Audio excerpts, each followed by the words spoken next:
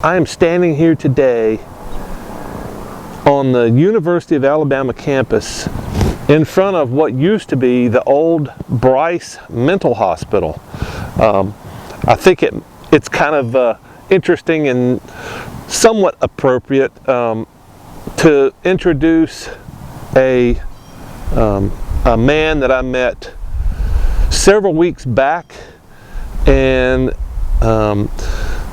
it's interesting. I want to introduce him and how I came to know John. The reason I'm standing here is because I think many people that might hear this story may think that John belongs inside an institution like this. I don't feel that way.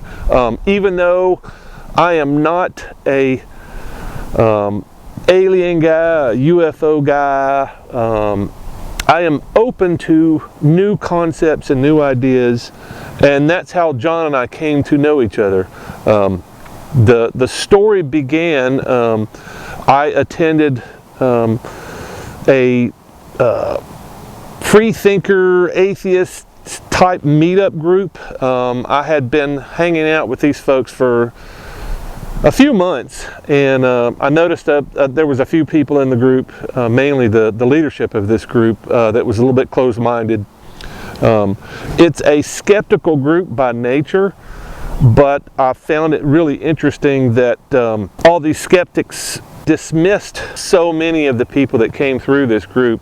It seems like they've turned away quite a few more members than they have, which is sad because there's a lot of interesting people in this group. Anyway, one of the times I came to the meetings, immediately I was introduced to John and I kind of feel like they were very unfair to the guy. I'm not really sure exactly how they interacted before I got there, but I was told as soon as I arrived that you guys should get along just fine. And basically they pushed John off on me because, you know, one of the leaders of the group basically thought that he was crazy like me because I had in one of the first few meetings that I had relayed a podcast from the Joe Rogan podcast, where he had a Navy captain that had video evidence of a UFO, and I'm not saying alien, but nobody knew what it was. And it was, anyway, I'll link that video down below if you want to see it.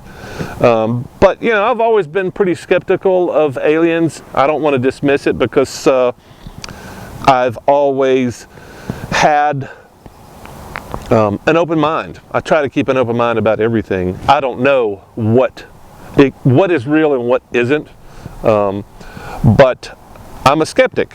And, you know, like most people in this group, I would expect them all to be skeptics too. But anyway, I think they were, the leadership in this group were quite rude to him, as they have been to me.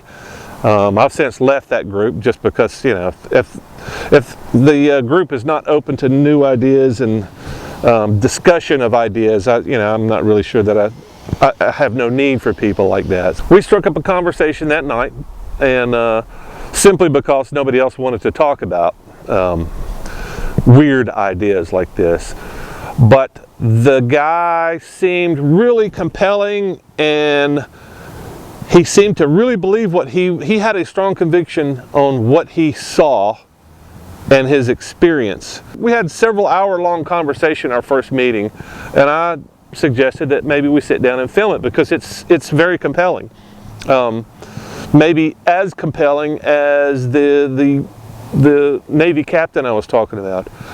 He's been all over the news in the last year or so. And this guy has witnesses. He has multiple witnesses, and he's seen what he claims to be 24 encounters.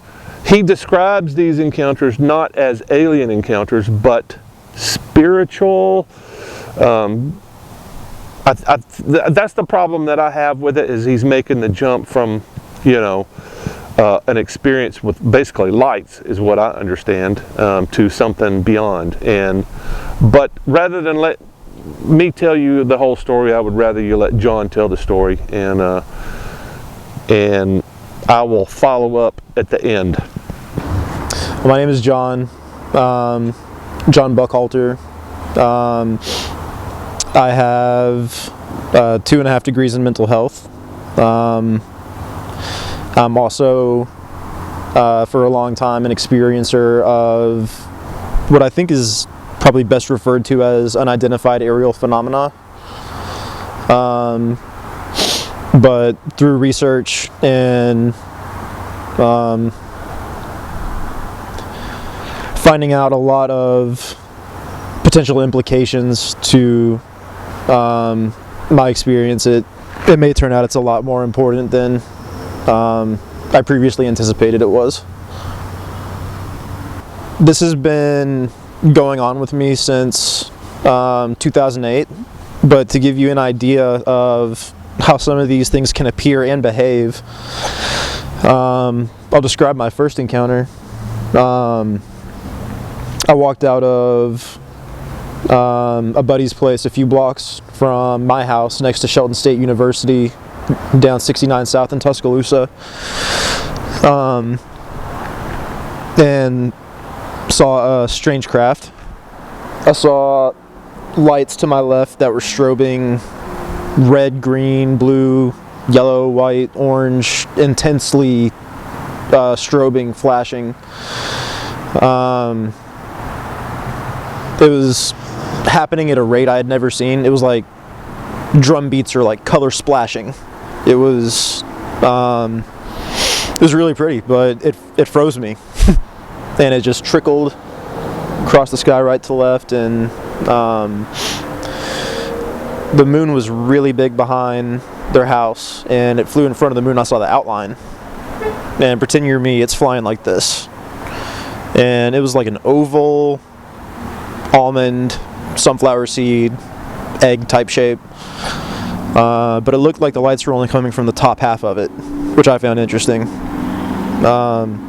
Had a dark, thin, smooth line of exhaust that disappeared not too far behind it, and after it passed the moon, I ran inside and I grabbed someone, and he saw it, but it was too far away to make out what it was. So I go home a few blocks away, a little skittered, I guess you could say, and I look toward the direction where that one had come from, and there's two dim white lights coming over the horizon, and they were coming my direction. So I ran inside and I grabbed my mom out of bed, and if she wasn't there with me, I probably wouldn't tell the story. But over the course of about 20 minutes, first came two, and then one, 6 or 7 minutes apart, only a couple hundred feet up, doing maybe 15 to 20 miles an hour, just completely silent. And the way that they looked from underneath is each of them had two massive circular bright white lights, bright enough to where I couldn't see an outline of what they were attached to, but behind the white ones in the center was a small red one that would just dim and relight at about that speed, and side by side in twos, the first two waves and then one, they just creeped over, just gliding, coasting. A really interesting thing that I want to say that happens when these experiences happen is it's like nature goes completely silent. You can't hear bugs, you can't hear birds, you can't hear wind, you can't hear the crafts either. So your mom had a similar experience? She would describe to you the same things, and there was a noise that the last craft made twice that she remembers very well. But she doesn't derive the same meaning from it that I do, which I didn't until fairly recently. But most of my impactful experiences have been accompanied by witnesses. And I know that talking about these things gives people a certain connotation. I think that science fiction and media have popularized an image of things that behave like this to have an either extraterrestrial kind of essence to it, or flying saucer, wonky type of stuff. But no, this is seemingly transcendental stuff. Some people say, ETs. I'm siding more and more with star people or gods as what would be best to refer to these entities as. That would be closest to the truth, potentially. But you've chosen not to identify them as from another world. That's correct. Why did you make that choice? What led you down that path? At what point did you decide that this... How many contacts are we talking? A couple dozen. So 24. At what point did you come to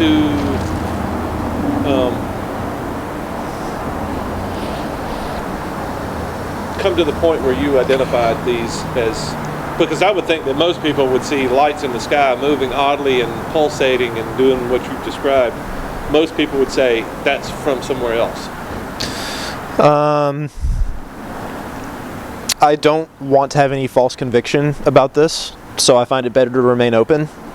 However, I have experienced and found some things that have encouraged me to accept the likelihood that this might not be from somewhere else. I was under the impression for a while, based on these encounters, that it really might be like the light that guided Moses through the desert type of stuff. At what point, though? Not your first experience, not your second experience, not... No. How far down? Earlier experiences, I speculated a lot as to whether it could be ET or military, and that's really the only options that I ran with for a long time. Right. Until May of 2018. So 10 years after your first experience. Yeah, and I feel like that it's had to have been a slow exposure to this stuff and what it appears to look like, because if I had gotten this full picture when it started, I don't think I would have been able to mentally handle it. One more time? I don't think I would have been able to mentally handle the degree of information, likelihood, what it appears to indicate that I can today. Like, I think it had to happen over a period of time to soften the blow, so to speak. In May of 2018, I had a girlfriend, and we grew very attached very fast, and talking to significant others in relationships about this stuff is something that I have to do, because it's a part of my life. It's there. It's directly observable. And she said that she wanted to see. And I don't think that there's any amount of preparation that can assist somebody in having a calm reaction to something the scale of what I'm about to describe. But she was devout Catholic. Her whole family's life was the church. And I had stressed to her about my suspicions about this stuff and what it could be, what it could mean. And we drove an hour east of Lubbock. I was going to Texas Tech, getting my PhD in counselor education and clinical mental health. And we drove an hour east to escape the light pollution. And it was just after midnight on the morning of Mother's Day when we got out there.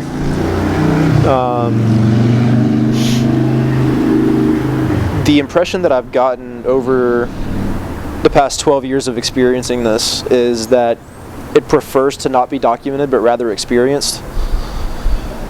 And in keeping with the idea that there are likely so many people that wouldn't be able to comprehend, handle, come out unscathed from an experience like that.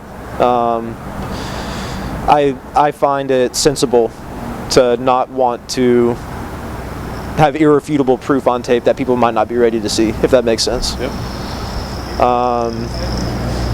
But the people that I've taken stargazing that have expressed an honest desire, that are open, that want to learn, always end up seeing something. Something always shows up. But I felt compelled to tell her, like, let's leave our phones in the car. You know, whatever we see, we'll see. So we got out of the car and we're leaning on it, staring up at the sky, and there was one star light in the sky that just didn't look like the rest. And as we're both fixated on it, all of a sudden it just started growing and increasing in luminosity. Like, started out like that and just real slow started brightening and brightening and brightening until it was this brilliant, luminous LED white that had this massive powder baby blue aura around it. And the closest thing that I had to compare it to in resemblance at the time would have been the star over the manger, how it's depicted. And I asked her too, like, are you seeing that? She said, yeah. And then after about 45 seconds, it started flickering and powering down a little bit. And I start looking around, because I've had experiences before, seeing if there's anything else going on. And on the horizon, across the highway, off of quite a few miles, there were these large, fluffy lights. Just very slowly cruising along the horizon that were hazy. They were big. White? Appeared to be. Like a light hidden inside its own cloud. Like a big, out of focus, illuminated marshmallow. And looking real close at them, it was like there were smaller lights breaking off in clusters, or like pods, in threes, just blossoming. And real slow, those bigger lights made their way in, and they made a circle around my girlfriend and I. They were equally spaced apart. We were in the center of a ring that, to reach the edge of, was probably 250 yards. And these lights were high up. But above us was completely clear and outside was completely overcast. And there were really strong winds. But when I looked up, inside that ring that had been created, it was as if those smaller lights had made their way in and arranged themselves into like a grid, seemingly synchronistically. And it was like being under a dome or a cathedral of stars. It was almost like a dream catcher. It's like the most beautiful thing I think I've ever seen. And I had to ask her, are you seeing this too? Is this happening? And she says yes. And I looked straight up, and at the very top center of the dome there was a really bright light. And when I called her attention to it, there was like a wave that started. And it flowed down, and as it passed each light in that grid, it refracted purple like a peacock feather, like iridescence. And that wave, like a bubble popping in slow motion or a leaf burning, just made its way to the clouds. The bigger lights just faded out, and the smaller lights went out like jellyfish, just like that, just faded away. And I start looking around, and in the field that we're standing in, a few hundred yards away, off to the left, there's this almost like a pine cone shaped light. and it looked like it was a few feet tall, like less than 20 but more than 10, and it was just sitting in the field, glowing LED white. And I asked her, like, was that there before? No. And after about 30 seconds, real slow, it just starts rising straight up, not side to side at all, just straight up, and then it started coming towards us. And I asked her, like, do you want to go? I had a variety of experiences up to this point, and this one was the most impactful, and it was also her first. So she says yes. We get in the car, I throw it in reverse, get back to the access road out of the field that we were standing in, start heading back toward the highway, and I look out to my left, and there is a light that looks square at the front that is barreling down a crop row towards us. Off quite a few feet away, but I could tell it was coming our way because the ground was tilled, so there were like mounds of rows, and I could see the light hitting the dirt. And all I could think of to tell her was, it's like, if anything happens, just know we're okay. It's still okay. I felt the need to comfort her, protect her, and she doesn't remember having her face in her hands crying, saying that she wanted to go home. She doesn't remember what? Having her face in her hands crying, saying she wanted to go home. She doesn't remember that. She remembers everything else except the crying part. That night I feel like she had to reset, and I had to process. So I didn't sleep.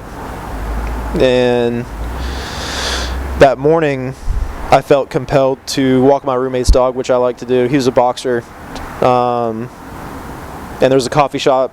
The Texas Tech coffee shop was like 5 blocks away from our house. So about 6:45, I took Tyson on a walk. And back in 2012, I had a dream about a deer woman. And I do have some native ancestry. I'm told Cherokee, but as a result of poor record keeping, don't really know. But when I had the dream about a deer woman, I felt compelled to research her, and I found this article called Deer Woman and the Living Myth of Dreamtime. And it goes into what she represents, which basically is all about the importance of relationships and doing right by others. But when I was researching her, in this excerpt I found at the bottom that I had scanned over quite a few times reading it, but at the beginning of 2018, before that experience, I read, it says, there's a southeastern story that teaches us of our origins, where men from the sky came down and mated with women from earth from the mounds that still exist in the southeast today. And I started thinking about that, and it took me 10 years to make the connection that the crafts from my first 2 encounters in March of 2008, after they flew over, they flew toward the Moundville Mounds down 69 South. So having discovered a potential Native American connection to this, I did some research and found what a lot of tribes refer to as the Thunder Beings. The morning of Mother's Day, I have a book collection that was gifted to me by a regular at a restaurant where I used to work in Birmingham before I went to college in Texas. He liked hearing about the experiences that I had had up to that point, and when he found out I was going to school, he gifted me a chunk of his personal library, and I didn't read a single book. I was at my 3rd place of living in Lubbock, and I had been there 5 years, and I happened to stock this book on the shelf where I would see it the morning of Mother's Day after having this experience. It had a black and white binding, and it just said Black Elk Speaks. And thinking about it, I was like, that has to be a native thing. And having discovered the potential native connection, I was like, screw it, I'll take it with me. might help me clear my head. So I take Tyson on a walk, and there's a park 2 blocks away from the coffee shop, and the coffee shop didn't open until 8, so we went over there, enjoyed the golden hour, and I opened that book, and Black Elk was an Oglala Lakota, most people know him as the Sioux medicine man, who in 1930 invited an author to come have his story dictated through a translator, because he said he had an important message for the world. I start reading, and it gets to a point where he starts describing things that he saw in the sky. In particular, what caught me is he said that he saw 2 brothers with reflective bison hoof necklaces standing side by side, crossing blood-tipped spears. And what I told you about those crafts with 2 white lights with a red one between them, it just made me go, you know, what if? And then he gets to an experience talking about horses of different colors taking their stables in the sky, like a synchronistic spread of activity. And it rocked me. I felt like if this is what that is, then there is most likely some sense of obligation to share it. At the risk of social suicide, at the risk of everything, because I've been learning more and more that it could mean everything. The social aspect, you're paying a price. Yes. You're paying a price for coming forward. I'm really interested in that because I pay a price every day for honesty, and you know, it's clearly that's why we're talking, because you're clearly not making this stuff up. And who in their right mind? And I think that's what that comes back to. All the people that have experiences like this are people that we as a community believe that those people are not in their right mind, because it's such a far-fetched story, it's such a bizarre story. I've never seen lights like that. They get disregarded. Yeah, so you're clearly not in your right mind, but you understood all that from the beginning. Did you not? At what point did you say this is dangerous for me? The fact that I had a witness for the first one gave me some comfort. The fact that I've had witnesses throughout has given me some comfort. Where I struggled the most with this is the inability to have answers. Yeah. Yes, I can tell people I've seen these things, but what can I tell them more than that? No. So yeah, I've seen some crazy shit that for some reason decided to reveal itself to me. But early on, I got notions from this stuff that it was peaceful, it was kind, it was loving. But Scared to think anything else, isn't it? Yeah, but I immediately thought if it did have any ill intent, it could have done whatever, you know. But I understand that people are often scared by what they don't understand, and I don't think you can get much more severe when it comes to that stuff than this. Yeah. But the most prevalent feeling, not necessarily fear of social consequence, but more existential fear. Explain that. You're shown something that defies what you are led to believe is possible. It causes almost like a fracture in your mind that has to re-heal and acclimate to the new reality that you've been thrown into. And it's very much a learning how to swim process. There were a lot of times when this first started that, you know, I was staying in bed until 4 p.m., depressed, binge eating. It definitely took a psychological toll, and in being open in an attempt to express my suffering to family that to this day haven't experienced things with me because they refuse to try. There were concerns raised about mental health, obviously, which I completely understand. Being in that field. Right. And the more and more I look at it, I understand that people's interpretations of this that have been close to me, that have that kind of mindset about it, are viewing the external presentation of symptoms as being something more in line with a result of mental health, when I think it's more in line with an exposure to something that's been heavily traumatic. So you're saying that the trauma of the experience has resulted in your... It can be misleading in its appearance, I would say that. Yeah, I was going to ask you if you felt like this is similar to PTSD. Oh, definitely. I have a lot of trouble sleeping. Used to be a lot worse. I used to have a lot of nightmares. You know, if there is anything to keep you up,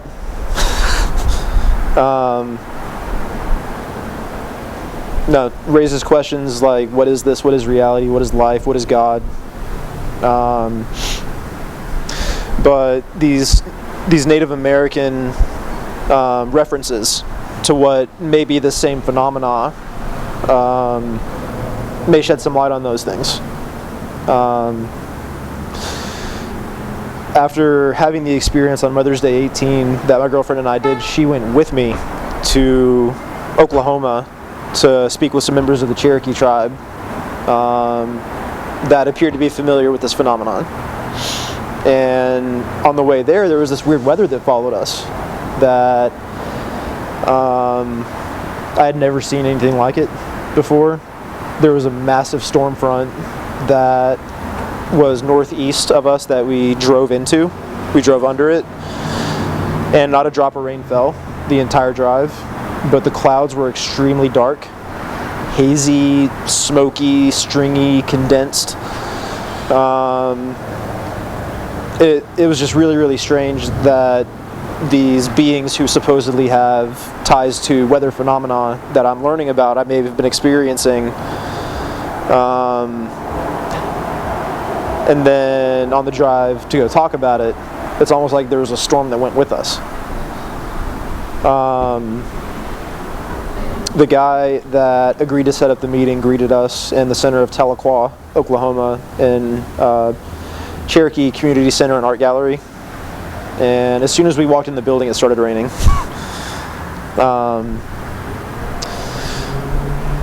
Get taken upstairs and start talking. And one of the requests that I made is that my girlfriend and I be the last to enter and exit every room, because one, I didn't know how sensitive this stuff was, and two, I didn't want to have to repeat myself if people were going to keep entering the room. Yeah. But I meet with the guy, and another guy walks in the room, and they start speaking Cherokee to each other, and they're trying to keep me out of the conversation. I feel offended, and I start getting a little worked up, and it's lightning and thundering outside at this time. And after a little exchange, this other guy plops himself in a chair on the other side of this desk and says, "So, what brings you over?" And I decided, after feeling something well up, whip my arm out the window and point at the storm, and lightning struck really close and loud, shook the building. And I'm like dead-eye locked with this guy. And I'm like, they're with me. I'm like, I told y'all what I came to talk about. And I really don't know if that kind of spiritual upheaval could be one of the things that leads to what most people would perceive to be conjuration. I learned that in the Lakota tribe, which Black Elk was, they have people that they refer to as Heyoka.